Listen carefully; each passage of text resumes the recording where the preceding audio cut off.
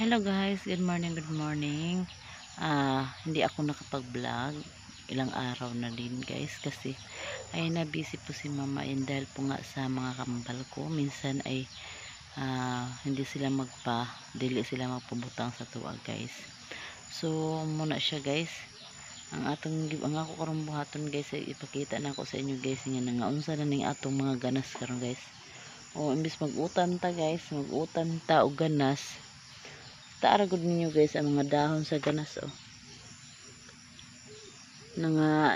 nangakuan guys tungod sa kanang mga ulod ilang gipangkaon na pati pong napiktuhan po ang atong mga tawo nga wa namang munga og tuhay na way mga kuan tungod sa